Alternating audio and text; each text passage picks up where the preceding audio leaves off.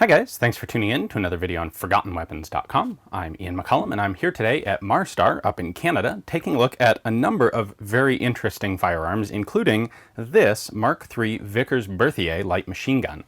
Now this is a fairly early design of light machine gun. It was around for a very long time before it was finally adopted. This was first designed by a guy named André Berthier, who is a Frenchman, also responsible for the Berthier series of carbines. He designed this after those carbines. This was initially put together in like 1905 and went through a lot of design iterations. In fact, some of his early versions had some interesting kind of weird features, like a pressurized water cooling system so that you didn't have a big water jacket on the barrel, but you did have water circulating across the barrel to cool it with a pressure system so that you could use only a little bit of water and circulate it. Anyway, some weird, interesting features that obviously never got adopted because they weren't really all that practical for serious combat use.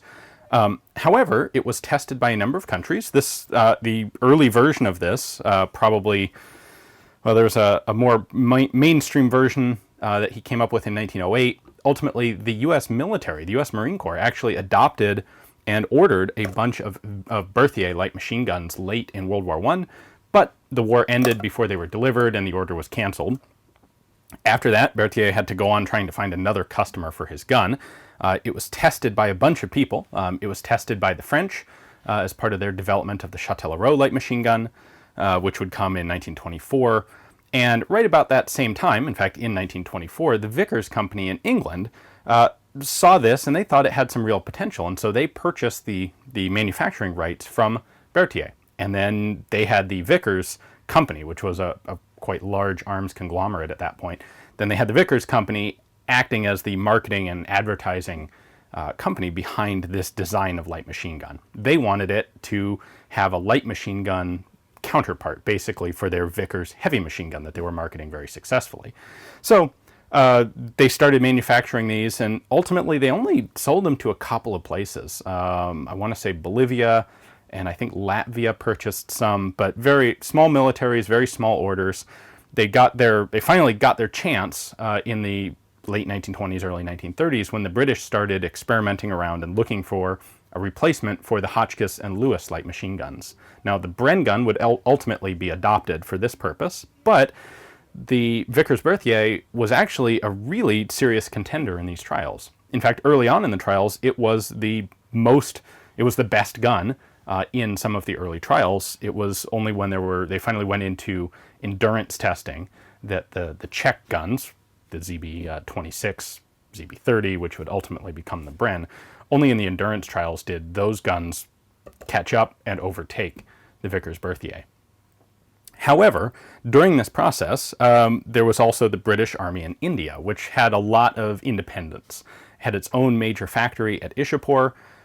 For example, the Indian Army would continue to use the SMLE, the No. 1 Mark III rifle, well after World War II. And they had some independence in what arms they wanted to choose, and they got tired of what they saw was a trials process that was dragging on way too long. They thought the Vickers Berthier was just fine as it was, and so they ended up adopting it in 1933. And they actually manufactured a pretty substantial number of these. They used them in World War II. They continued apparently to use them through like the late 1970s in some roles. So this has a lot of visual similarities to the ZB-26 and especially the Bren because of its curved magazine. These magazines are not interchangeable with the Bren. We'll take a closer look at that in a moment. And there were a couple patterns of these. So there was an early Mark I pattern that Vickers built, had a couple of distinctive differences. It had fins on the barrel for cooling, had a conical muzzle flash hider instead of this kind of odd thing, and most significantly to me anyway, it had actually a wooden handguard under here, very, very reminiscent of what the Châtellerault light machine gun has. That was dropped and a number of changes were made to simplify the manufacture of the gun.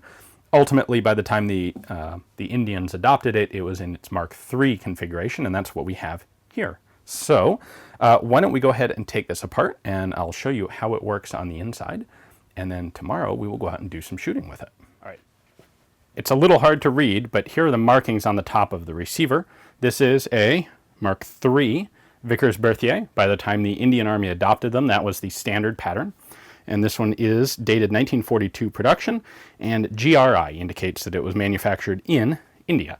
So the Vickers company made some of these in England, but the ones for the Indian Army were predominantly made at the Ishapur Rifle Factory. Couple controls of note here. This is our safety, but this is actually a push button. You push in, and then you can rotate. And if we look at the other side, you can see the markings. So the upward position is automatic, and then if I push in and rotate, I have R for repetition, and at the bottom S for safe. So that's the function of the safety selector. We then have a couple of different dust covers. So everything up here is folded down and covered up, and that is the transport sort of position. Now, when you charge the charging handle, that's going to pull back this ejection port cover, like so. This is a non-reciprocating charging handle, so if you don't push it back forward, the bolt will slam it forward the first time you fire, so you kind of want to do that. Now, to get the magazine in, we have a little spring-loaded tab here that I can pull forward, and that releases my magazine latch, which normally can sit under this little tab, and then I pull this back again, and I can pull up the magazine cover, which snaps forward under a little bit of spring tension so it doesn't flop around too much. Now you can actually load a magazine in the gun. In order to make this a very multi-purpose sort of weapon, it was intended to be mountable on an anti-aircraft mount, and so the mounting block for that is located here. This is a mount that's actually very similar to what Vickers did for the Vickers heavy machine guns. In this case, you rotate it so this flat is facing downward, and then you can pull it out, and this will plug right into an anti-aircraft pintle, and then you push it in, and once you rotate it, it won't come out. These were also designed with a socket in the buttstock for a rear monopod, so we have a little release button right here, and this allowed you to, in combination with the bipod feet, kind of set up a pseudo tripod for the gun. These typically were elevation adjustable. You'd screw it in or out to raise or lower the back of the gun, and you could get a very precise position. And lastly, we have a carry handle located here in its stowed position. This has a release button, so if you push, it's locked in this position until you push the button, and then you can flip it up into its carry position, and it will be locked there until you push the button again to release it and fold it down. This has a rear sight, kind of, again, similar to what Vickers did on the Vickers heavy machine gun, because of course these were designed, produced by the same company.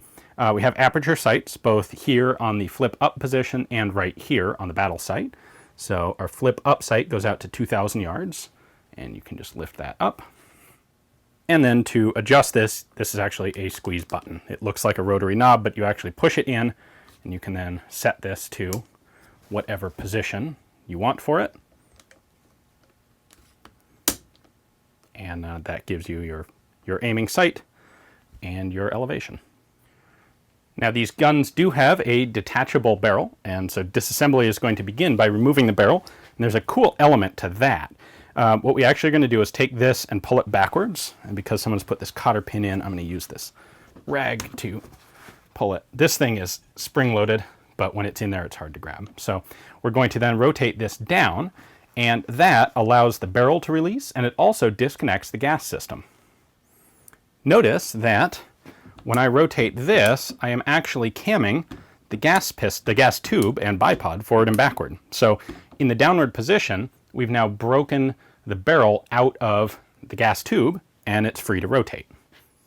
With the barrel loose like that and rotated out of position, I can then just pull it straight out. We have a set of interrupted lugs, similar to what you'd find on a Bren gun or many other light machine guns with quick change barrels.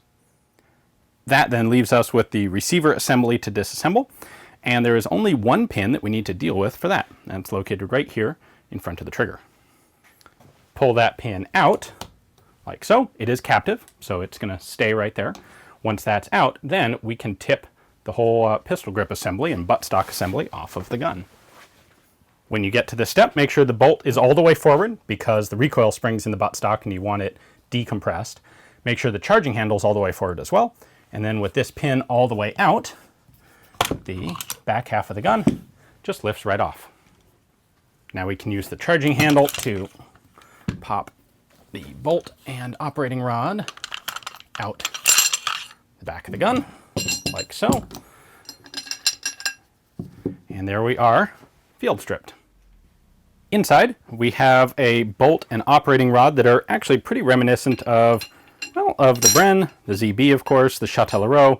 A lot of light machine guns used this operating system. So what happens is we have the back half of the bolt cut out. The firing pin is right there. It is spring-loaded. And this tower on the operating rod is what actually fires the gun. So when this is fully in battery here, then that tower hits that spring-loaded firing pin and fires it like so. What's also going on here is this surface is acting on these two little raceways, little cams, and pushing the back of the bolt up when the bolt is fully in battery. That pushes this surface up into the locking shoulder in the top of the receiver, and that's what actually locks the bolt in place. So while it's traveling, it's in this configuration, and then at some point the face of the bolt hits the back of the barrel, and then the operating rod starts to move forward under it, lifts it up here into battery, and then fires it. Looking at the bolt itself, we have a couple of things going on. We have an extractor here on the right. We have a cutaway for the ejector blade here on the left. We have this interesting spring-loaded tab up on the top. This is actually for feeding. So remember, this has a top-mounted magazine, so your cartridges are going to be positioned up here. That tab lifts up to grab the back of the lowest cartridge in the magazine, pushes it forward, and then once it starts to go into battery, it gets compressed down out of the way once it's no longer necessary for feeding. The locking shoulder is located right here in the receiver. In fact, that's it right there. On the other side, it's connected here, and it is removable. So if you have headspace problems with a gun later in its production life, or when you're manufacturing them and you need to set the headspace, you can just swap out locking shoulders until you get one that is the exact proper dimension to go with whatever bolt and receiver you have. The Vickers Berthier magazine is a curved 30-round mag. That curve is made necessary by the taper and the rim of the .303 cartridge. It's reminiscent of the Bren gun mag, but definitely not the same. The easiest visual way to distinguish it are these two ribs on the sides of the magazine. And those are there because you actually have tabs connected to the follower that run in those two channels right there. Those two tabs operate this piece, which is the bolt hold open. So this is what locks the gun open when you empty a magazine. So that all you have to do is put a new mag in and you can immediately start firing without having to charge the bolt. There is I suspect, perennial question of whether these magazines are interchangeable with the Bren, and the answer is they are totally not. While they both use the same cartridge, the Vickers Berthier has its hold open tabs here in these ribs, where the Bren has its hold open tab at the very back. So if I line these two magazines up at the tab on the front, and then we look at the back, the Bren gun is over a 1/4 inch longer, the Bren gun magazine, and there's no way that these are going to be interchangeable. One other interesting design quirk here is the muzzle brake on this Mark III Vickers Berthier, because it's a really interesting, kind of an unusual design. What we have here are ports that are directed pretty much forward into this plate. And I believe the idea is gas goes into that plate, hits the plate, and pushes the barrel forward to help counteract recoil. I don't know how well that worked. I'll tell you what, it is certainly a very easy gun to shoot. It's a very pleasant gun to shoot. But how much of that has to do with that rather unorthodox muzzle brake, I don't know. They also have a kind of interesting front sight here, protected just by 4 posts instead of a complete shield. There are a couple quick elements I want to touch on that really on this gun remind me of the French Châtellerault. And the French did test this in advance of designing the Châtellerault, and so it would make sense that some elements would make it into that gun. The magazine release is very similar, especially this magazine release stowage system. The Châtellerault is actually even a little bit better because it's quicker to release when you want to actually use the gun. So that's very similar. The French took the idea of this top cover and this side cover right there and combined them into one, which is kind of a more efficient way to do it. And then the pistol grip also handles very much like a Chatellerault. That one, the Chatellerault looks weird and goofy with this sort of very small, almost comically small pistol grip on it. This is similar, it's slightly larger, and the way this was described is actually being basically a revolver grip. And that kind of makes sense if you think about it from a 1920s perspective. That really is what you have there. One last little element is I noticed on this particular gun, there's a little bit of a gap right here, and also on this side of the gun. And it doesn't make sense to me that they would deliberately do that, but at the same time, the pin lines up, everything fits, and this gun shoots quite nicely. So I know that there was a Mark III and also a Mark IIIB.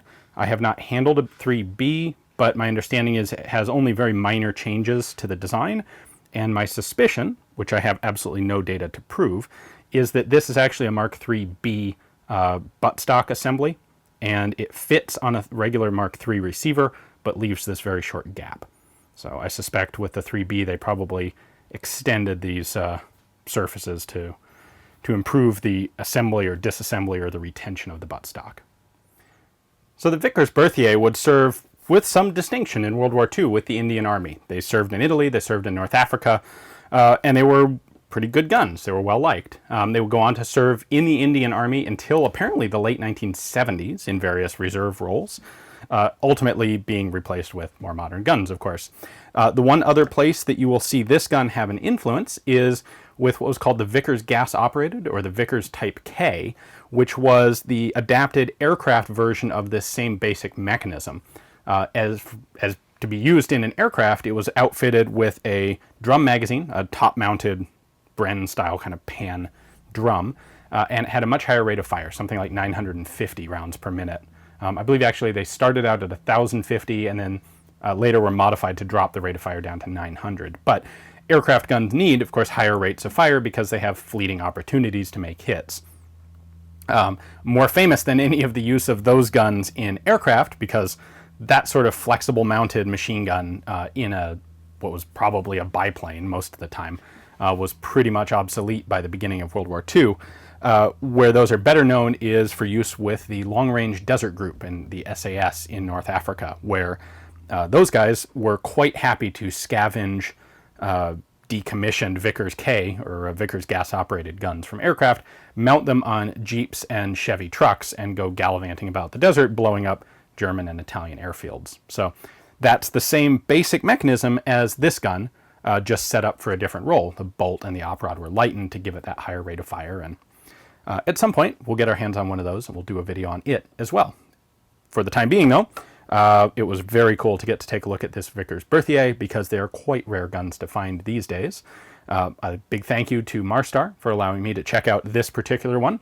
Hopefully you guys enjoyed the video. Make sure to stay tuned tomorrow because we'll be going out to the range with this to do some shooting with it, and I'm sure you'll enjoy that as well. Thanks for watching.